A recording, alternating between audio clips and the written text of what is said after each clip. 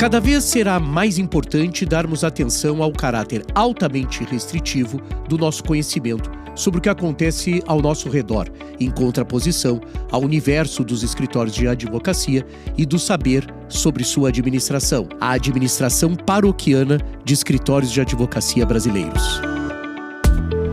Gesto de gestão.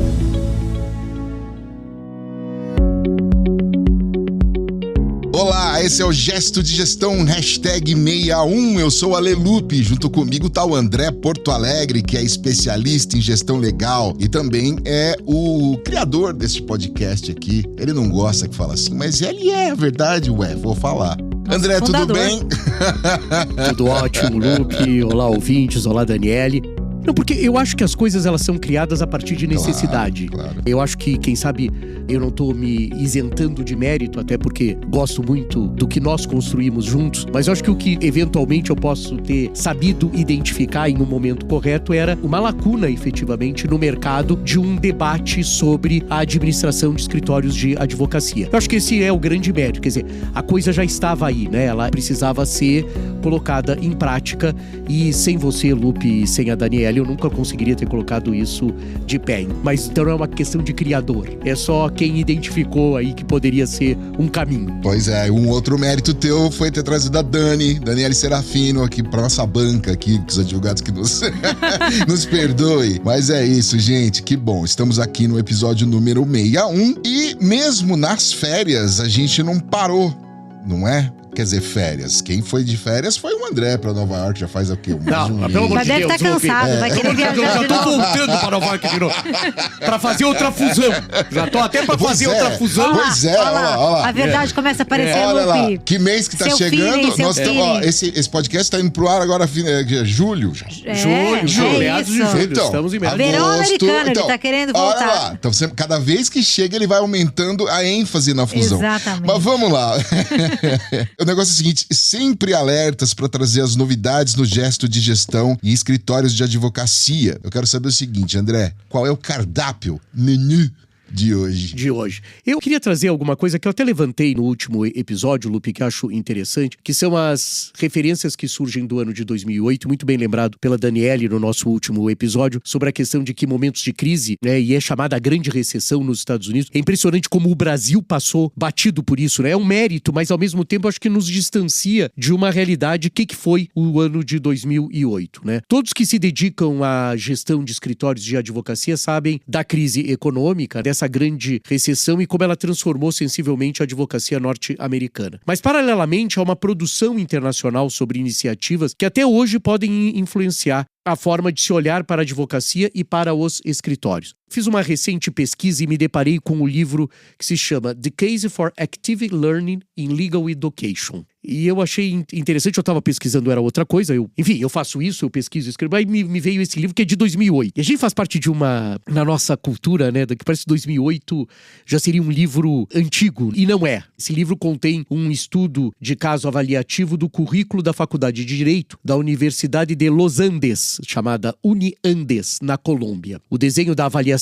está inserido substantivamente no campo da teorização do currículo crítico e metodologicamente nas teorias e práticas da avaliação que ele chama de avaliação democrática. Ele contém uma avaliação crítica do currículo oficial. Eu já achei interessante porque qualquer coisa que faça uma avaliação crítica dos conteúdos programáticos dos cursos pode ser interessante. E aí eu sei que faço isso um pouco motivado pelo que a Daniele nos traz de 15 em 15 dias aqui, que é no Gesto de Inovação. Quer dizer, eu acho que se as faculdades de direitos do Brasil lançassem um olhar e uma avaliação crítica sobre os seus conteúdos programáticos, quem sabe percebessem uma defasagem tremenda daquilo que a Daniele nos traz de 15 em 15 dias aqui no Gesto de Inovação. Todo esse empreendimento, essa avaliação crítica, está enquadrado no compromisso com os valores democráticos, vistos como garantidos sobre como a educação jurídica tem sido tradicionalmente organizada e conduzida. Me chamou a atenção também, porque no episódio do Gesto de Inovação,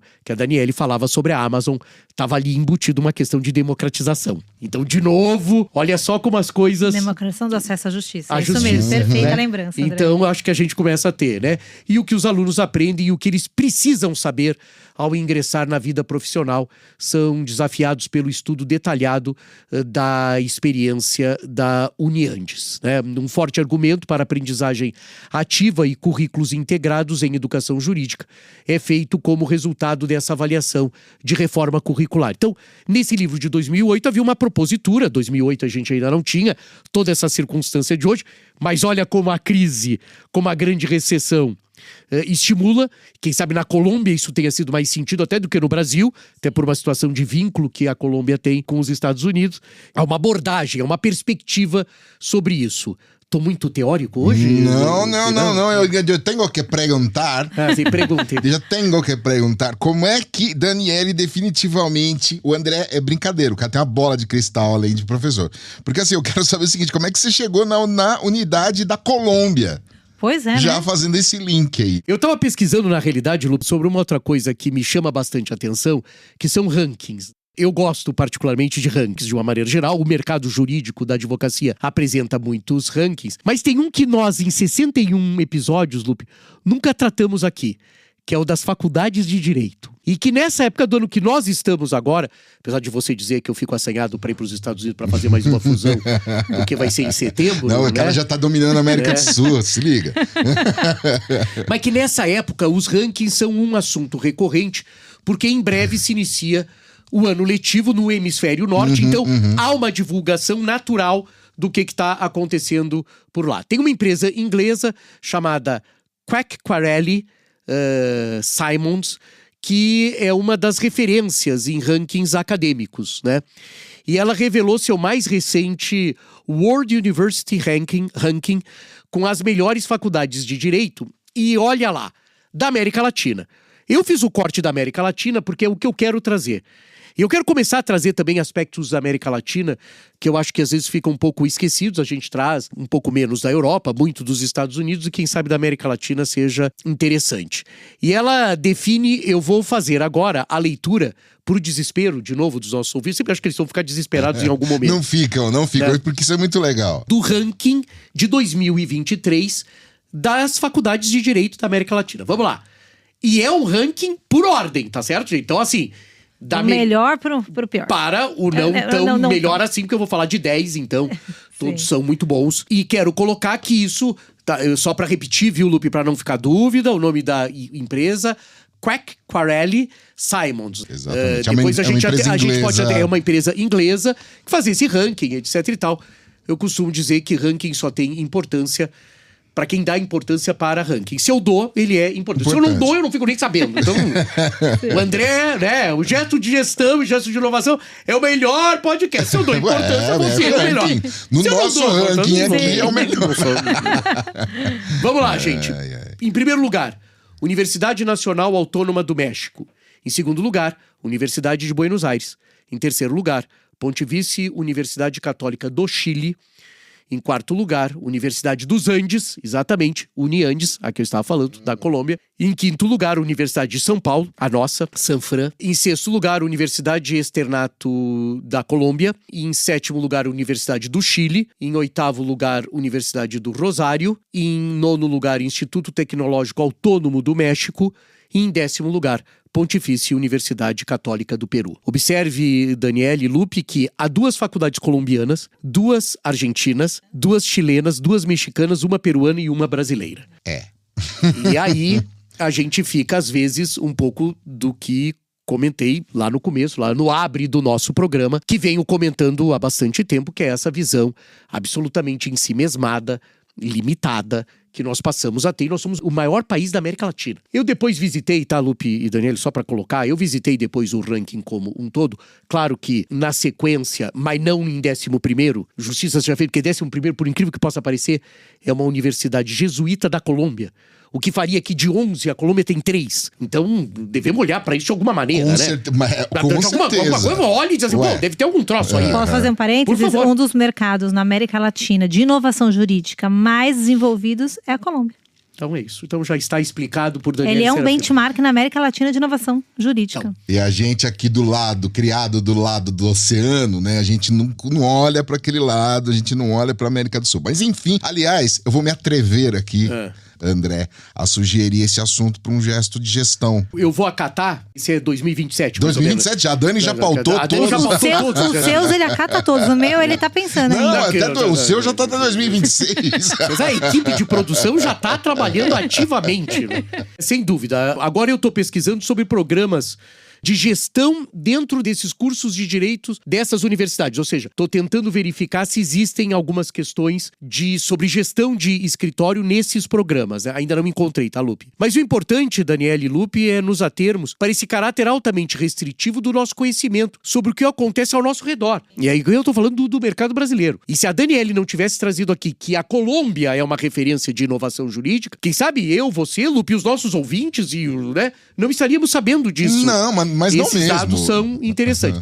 E é isso que eu chamo da gestão de escritórios. Ela não pode ser tão paroquiana como ela aparentemente é. Mas para terminar esse assunto especificamente, por causa do ranking, cheguei no livro sobre o Active Learning na educação do direito da Universidade de Los Angeles, que é, olha, de Los Andes, na Colômbia, que é a quarta melhor instituição de ensino por esse critério. O detalhe que eu só queria trazer aqui é que o livro foi escrito em 2008.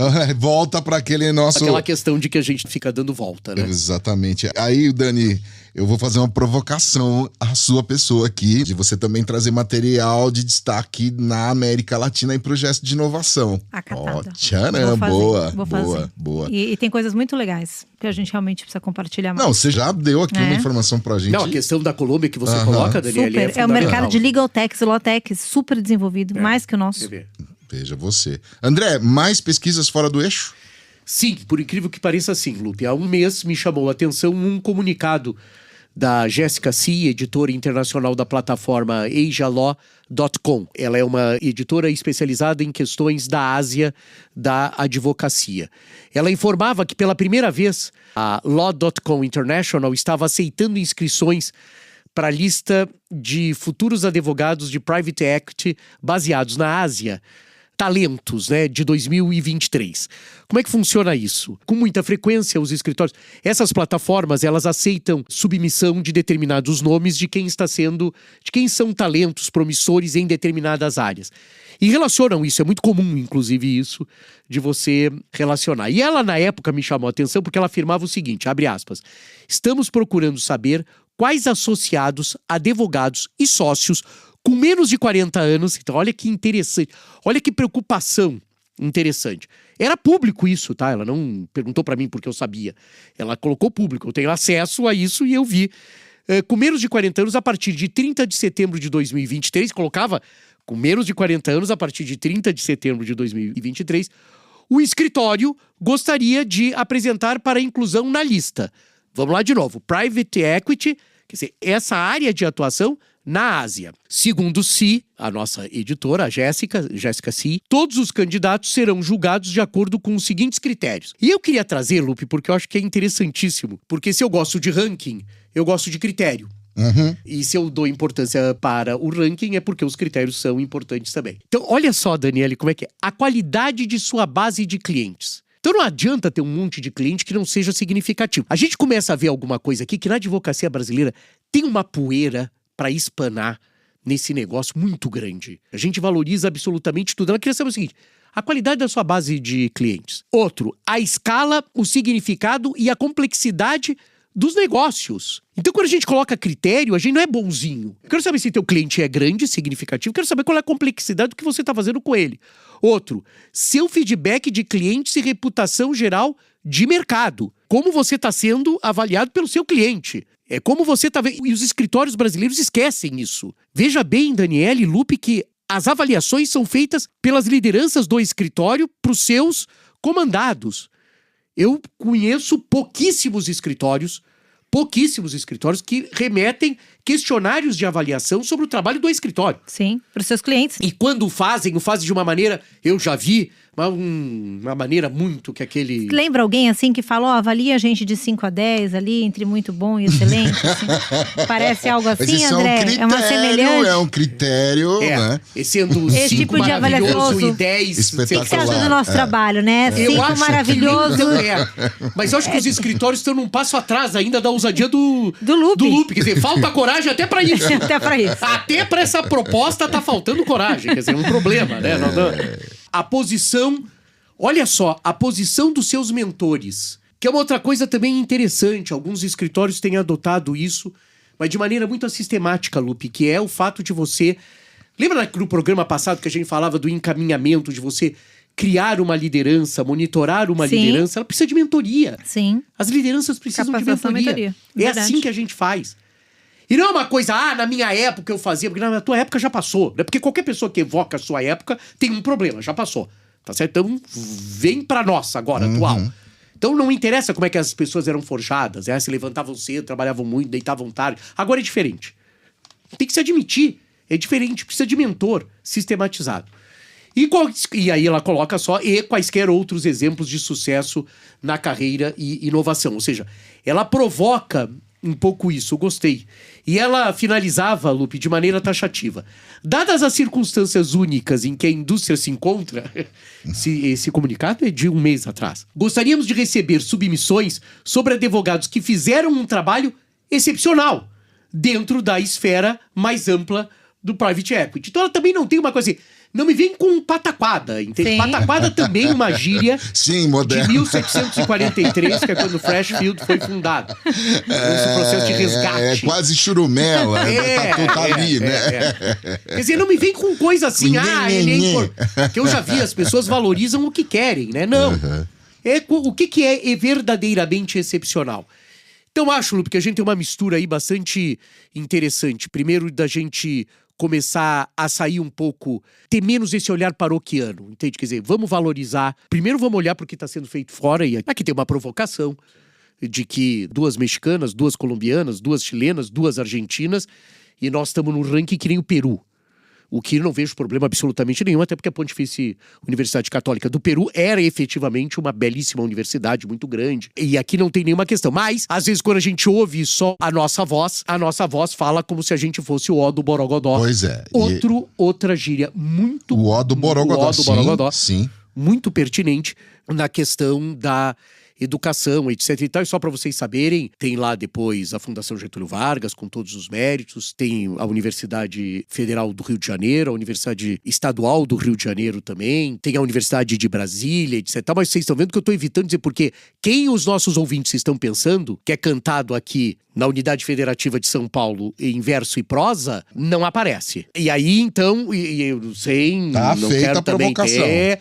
Mas eu acho que a gente tem que tomar cuidado. Essa é uma coisa. E verificar efetivamente critérios de avaliação. Eu estou falando do que a Jéssica se trouxe, né? Claro que ela está sendo muito específica, muito radical. Já vou terminar, Lu, mas só dizer, subir essa régua da avaliação é um aspecto importante também. E às vezes eu acho que... É isso que ela traz, né? Entendi. É isso. Que no sumo é isso, né? É. Sem medo de, né? De melindre. É isso. Sem medo de melindre. E como era voluntarioso, submete se você achar. Agora, não me vem apresentar do cara que fez o negócio pequeno. Ele pode ser bom, ela nem entra nesse mérito. Mas não é pra isso. Olha, eu só quero dizer que a Jessica Barnes e o Patrick Smith, eles costumam gerar discussões acaloradas aqui entre os nossos ouvintes, tenho certeza, hein? A Jéssica não é a primeira vez mesmo que a gente cita, ela tem... Eu agora tô acompanhando um pouco a advocacia da Índia, porque a Índia abriu o mercado. Eu sei que vocês vão pedir um gesto de gestão sobre isso, se é que a gente já não... Acho que a gente não falou sobre isso, né? Não, ainda não. Você deu alguma introdução ao mercado asiático, mas não... A Índia abriu o mercado, que era um mercado muito fechado para escritórios internacionais. Completamente fechado. Imagina, a Índia... Um país imenso, com muitos negócios em tecnologia, né? Sim. Uma proximidade muito grande com o Reino Unido, etc e tal. Abriu agora, faz 2 meses. Então eu tenho acompanhado, e aí eu recebo lá, The India Law Journal, tem umas publicações de lá. Legal. É um mercado bastante ativo. Então eu acho que também isso é pra gente olhar para o resto, né? Já que acreditamos que estamos numa aldeia, vamos trazer o que a aldeia nos traz. Mas achei a Daniele quietinha nesse episódio, Não, eu tenho né? um ranking aqui também. Eu tenho um ranking aqui. Por exemplo, eu tô no ranking de apresentadores. Eu tô em 13º apresentador de podcasts similares ao Gesto de Gestão na Groenlândia. 13º na Groenlândia. Então eu tô galgando um caminho aí. Você já teve pior. Eu já tive pior. Agora eu tô crescendo. Você tá indo bem. Então, agora, em primeiro lugar em todos os rankings de podcasts do mundo está ela, Daniele Serafino, que chega com seu gesto de inovação. Mas eu tô crescendo, tô crescendo.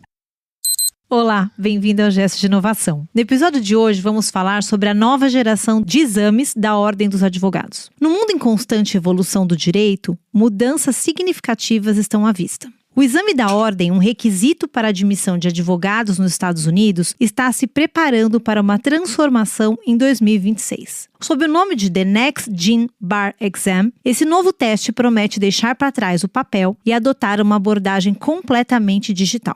Essa mudança não é apenas uma questão de formato, mas sim uma oportunidade de repensar o exame em si. O objetivo do Next Gen Bar Exam é avaliar habilidades e conhecimentos práticos e relevantes para a advocacia, indo muito além da simples memorização de leis. Os futuros advogados serão testados em 7 áreas de habilidades essenciais, incluindo a identificação de problemas, investigação e avaliação, aconselhamento e gerenciamento de clientes, negociação e resolução de disputa, questões de responsabilidade profissional, redação jurídica e pesquisa jurídica. Essas áreas refletem melhor as demandas do mercado jurídico atual, proporcionando uma avaliação mais abrangente das habilidades necessárias para uma prática eficiente neste novo mercado. O novo exame será baseado no computador, eliminando o atual caderno de questões em papel. As mudanças no formato e nos conhecimentos que serão testados são vistas como um passo na direção certa, abandonando tradições desatualizadas e adotando uma abordagem mais prática e relevante para a avaliação dos futuros advogados. Em um mundo cada vez mais tecnológico, também é importante destacar a necessidade da competência tecnológica na profissão jurídica. Muitos advogados atualmente carecem de habilidades básicas, o que pode prejudicar sua eficiência no trabalho. É essencial que todos os advogados possuam conhecimentos básicos em tecnologia,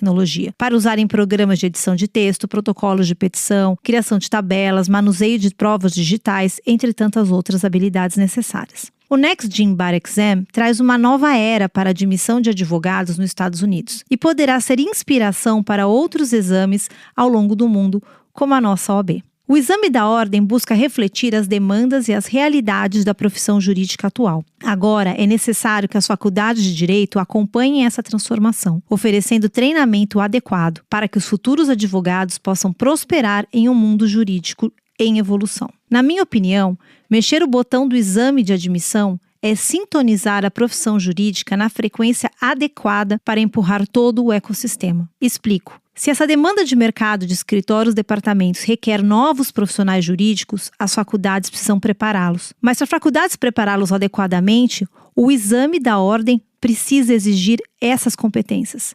Sem um exame que exija competências certas, as faculdades não irão preparar o profissional para esse novo mercado. Ao novo profissional jurídico do futuro, vale lembrar, não bastará ser apenas um bom advogado. Será necessário adquirir novas habilidades para transitar também neste novo mercado. Você sabe, Lupe, que uma das coisas que me deixa mais convicto de que nós estamos no caminho certo, nós três, é porque as pessoas podem não acreditar, mas é a mais pura verdade, que eu e a Daniele, nós não combinamos as temáticas que nós vamos tratar. Nós não combinamos. Eu submeto a temática a vocês, obviamente, mas não há uma combinação. E é impressionante como a gente consegue, quer dizer, a gente está no caminho certo porque as identificações são as mesmas. Essa questão, eu tinha visto essa mudança que vai acontecer, mas não tinha passado pela minha cabeça trazê-la. E eu trouxe a questão das faculdades e a gente está falando, quer dizer, no mesmo episódio, impressionante perfeito. Como a gente consegue, quer dizer, como as questões são efetivamente pertinentes, relevantes, então... E eu queria fazer assim um fechamento, André, que me veio agora, assim, não tinha pensado antes, que é um gesto de inovação mexer num exame de proficiência de uma profissão, porque ali você muda o mercado. Sem dúvida. Porque se você mexe no exame da profissão, as pessoas vão precisar se preparar para passar naquela prova. Então as faculdades vão precisar repensar toda a sua grade, que é um pouco da sua reflexão que você trouxe no Gestão. Toda essa grade, ela vai precisar ser repensada para atender um requisito, né, de ter uma faculdade que ela prepare os profissionais para aquela profissão. E, na verdade, esse exame é repensado porque esse mercado, que a gente, né, fala assim, não vai empurrando o outro, esse mercado já exige esse tipo de profissional, só que não encontra. Por quê? Porque as faculdades não preparam. E as faculdades não preparam porque o exame não exige. Então, assim, às vezes, um ponto que você mexe, você é capaz de mudar todo o ecossistema. Então, assim, eu acho muito promissor. 2026, ainda tem aí um chãozinho, eles ainda estão dando detalhes, mas assim, eu acho que vai virar uma referência para reflexão dos outros exames. Mas a gente teria, para essas modificações, a gente tem que começar agora, né? Totalmente, eles começaram há 2 anos atrás. Então, a gente tem que começar agora. E aí eu fico com dúvida se a gente tem essa capacidade. Mas é só uma dúvida. É isso, Lupe? Não, Daniele Serafino para ministra das Ciências e Tecnologias. A pasta é dela já. me tira fora dessa. Me inclua fora dessa. Não, deixa ela aqui no Gesto de Gestão quietinha, lá na Opsi Bloom, que tá tudo certo. Gente, muito obrigado. Esse foi a edição número 61 do Gesto de Gestão. Obrigado, Dani. Obrigado, André Porto Alegre. Obrigado também a você que nos acompanha durante essa jornada de 61 podcasts. E se por acaso tá chegando agora, aproveita para maratonar aí as outras edições. Quando eu comecei com esse podcast junto com o André falou, olha, tem bastante assunto, você vai ver que bacana que é. Eu não imaginava que fosse tanto. E que ainda tem tanto pela frente. Tá no backlog, né? Muitos episódios já. É isso, obrigado também a Aline Nascimento, que tá na nossa mesa de som aqui comandando o nosso podcast, ao Ed Chaves, que edita, monta, e a Compasso Colab, que dá aquela força pra gente aqui em publicar o nosso Gesto de Gestão. Até o episódio número 62, se assim o André o quiser. Gesto de Gestão.